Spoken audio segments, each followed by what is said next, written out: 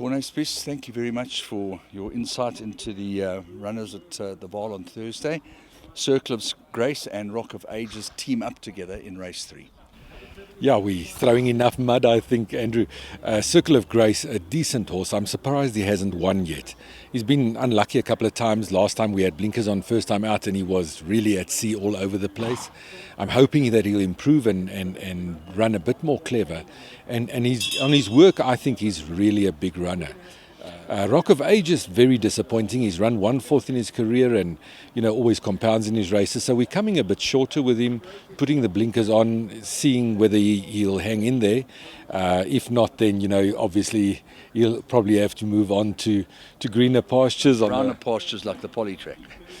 Something like that, either Polytrack or maybe have a second career in polo or show jumping or something like that. He'll actually make a very nice Charles pony. But let's hope that he redeems himself and keeps us going for a while still in him.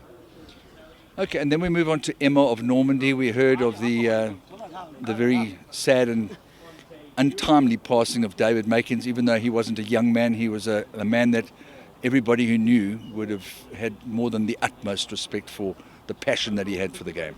Yes, I was standing here at the saddling room just now thinking, of the days when he led in all those big winners down this chute to the winner's box, the old winner's box. And a sad day for racing, I think. Mr. Makins has been a staunch supporter. I think he had his first horses in 1986 with my dad, and a huge, condolences to his family and friends, and he'll be sorely missed. So on the brighter side of things, hopefully, and it seems to happen so often with stallions, when they die, their progeny start winning. Even though he didn't breed this one, Emma of Normandy, what are you expecting?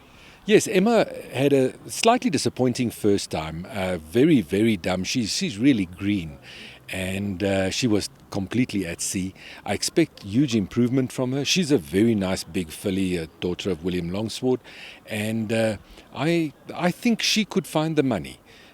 She's a filly to follow going forward, and she just needs to learn what racing is about. She's obviously taken a while to come to hand, but there's a hell of a lot more there than what the form suggests.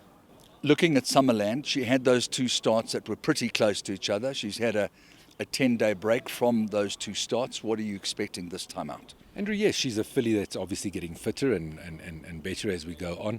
I think we were ambitious with the second start close to each other. I think the 2-4 was just beyond us still.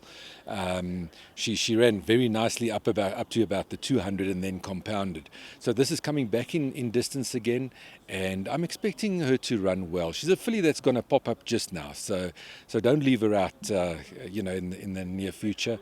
I honestly think that we can go close with her.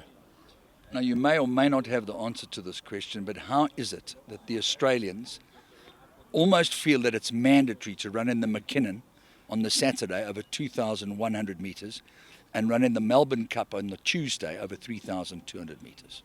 Andrew, I've often found that, I think that I'm not scared to run them. And I've often found that horses that you run 3 days apart, the second run is the better one, if they pulled up well from the previous race. It's obviously, they have to be sound, they have to come through the race well. And it's almost like, for some other reason, they do better in that second start, almost like it was a pipe opener, or, whether the adrenaline from the previous start just sort of kickstarts their system. But I've often found that horses run better in the second start, sort of, you run them so close together. But not all horses can handle it. Obviously those big race horses, they are solid and strong, and they probably can handle it very well. A slight filly, probably not a good idea to try it with.